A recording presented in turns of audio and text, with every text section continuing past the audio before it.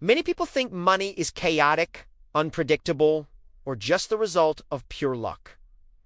But the truth is much stranger. For more than 300 years, a small group of merchants, bankers, and landowners wrote a set of rules, quiet rules that shaped who rises financially and who stays trapped. And what's shocking is that these rules didn't just disappear, they're still operating today, silently influencing your income, your decisions, and even the opportunities you're allowed to see.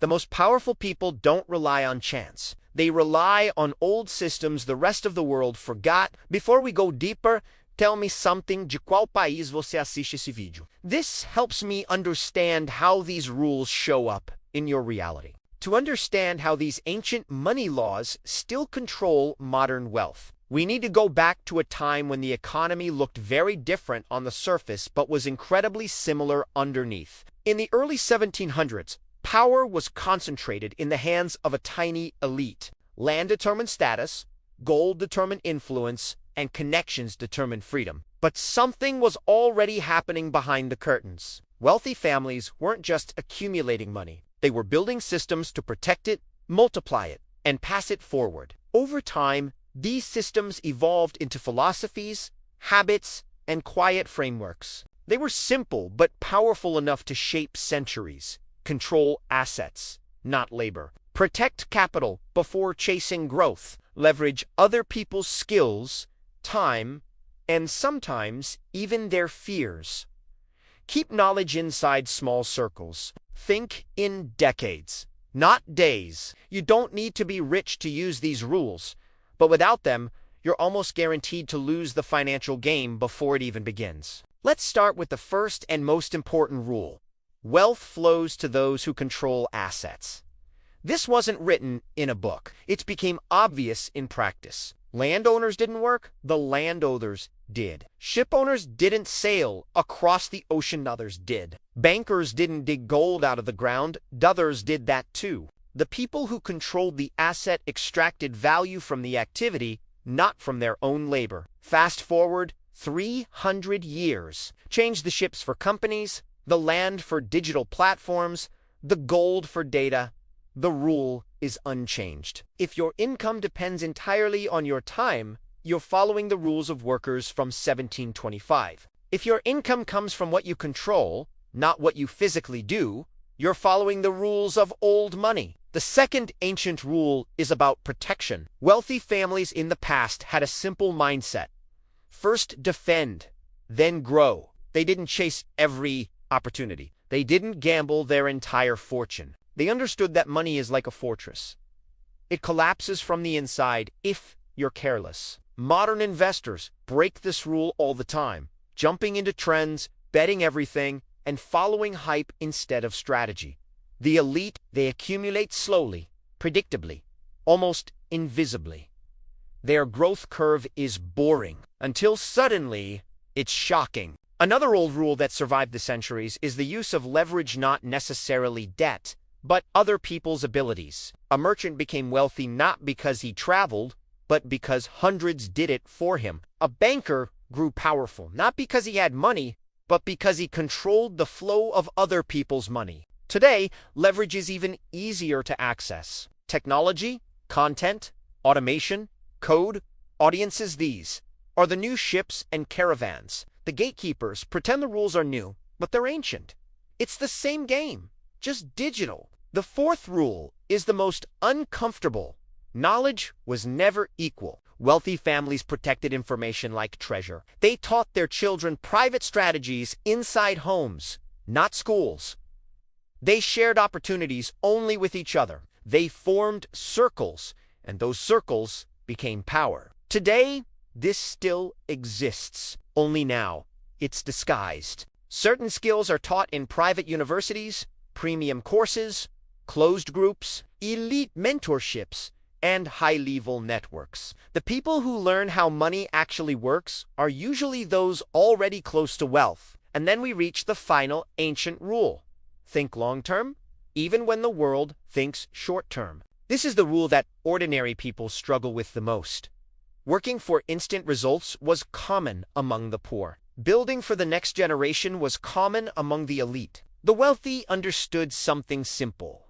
Time is the real multiplier. Not intelligence, not luck. Time. When you stretch your financial planning from weeks to decades, everything changes. Decisions calm down, panic disappears, small moves become powerful, efforts compound, wealth stops being emotional and becomes structural. These rules sound simple, but that simplicity is deceptive. What makes them powerful is their consistency across centuries. They worked in empires, industrial revolutions, digital revolutions, bull markets, crash. But here's the hidden twist. Today, for the first time in history, these rules are accessible to everyone. Not because the elite wanted it, but because technology made secrecy impossible. The walls are still there, but the doors are now open. You just need to know where to look. Only one question remains.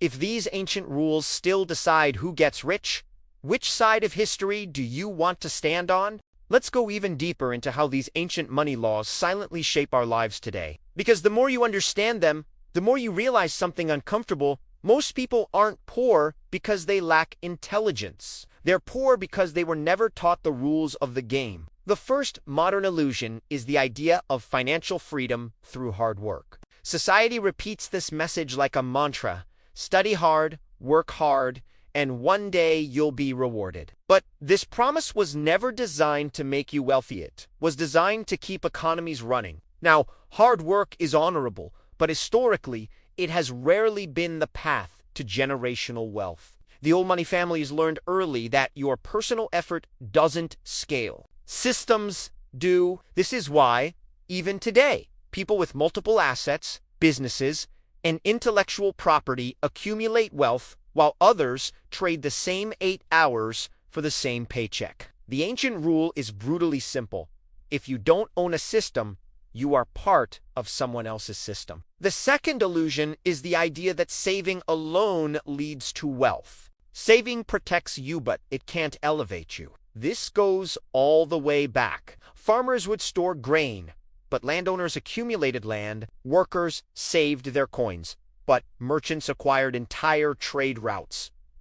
Stability comes from saving. Prosperity comes from owning. Wealthy families have always focused on assets that grow while you sleep, while ordinary people saved assets that shrink with inflation. It's a fundamental difference in mindset. One is about defense, the other is about offense. Another old rule that almost no one talks about is the concept of reversible versus irreversible decisions. Wealthy families made countless small, reversible bets, new projects, different ideas, small investments. If they failed, it was no big deal. They just tried again. But the big, irreversible decisions, those were made carefully, slowly, with all the right information, advisors, and plenty of time. Today, most people do the exact opposite. They hesitate on small, reversible opportunities, but rush headfirst into huge commitments like loans, mortgages, lifestyle, inflation, and debt. This is how these ancient money laws are still separating people onto entirely different financial paths, even today. Then there's the principle of financial positioning. One of the most powerful but least understood. Wealthy families positioned themselves where money would naturally flow. They were near the ports, the trade routes, the markets, the major cities. Wherever financial activity grew, their wealth grew right along with it. In our digital era, this rule is even more important. Position yourself near growth. Things like online businesses, strategic investments, emerging markets, and opportunities will multiply. But if you stay far away from it, wealth becomes a distant story, something that happens to other people. But the rule that truly shaped old money is far more psychological, emotional neutrality about money. For centuries, the elite viewed money as a tool, not a source of stress or excitement. They made decisions based on structure and logic, not fear or greed. Ordinary people, on the other hand, were often emotionally reactive selling their investments at the worst possible moment, buying into hype at the wrong moment, spending money to impress others, or saving just to feel a temporary sense of safety. The ancient rule is clear. Money follows calm, calculated decisions, not desperate ones. Now, let's expose one last principle that's hidden. It's powerful, and it's responsible for most generational wealth. It's the idea that true wealth survives when it outlives the person who created it. This is why old money looks so effortless from the outside. The foundation was built decades, sometimes centuries. Earlier, the advantage just keeps compounding. One generation builds, the next expands, the third protects. Meanwhile, almost everyone else is starting from zero every single time. But here's the final twist, and it's the most important part of this whole video. These old money rules no longer belong only to old money. You don't need a fancy family name. You don't need a silver spoon.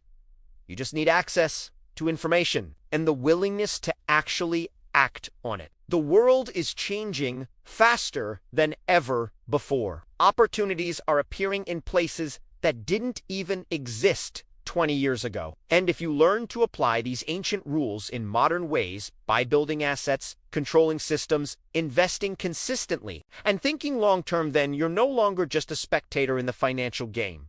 You're a player. And remember, every single wealthy family in history started with one decision. The decision to stop repeating the patterns of the past and start designing the future. That decision is available to you right now. Thanks so much for watching. If this gave you a new perspective, consider subscribing for more content like this. See you in the next one.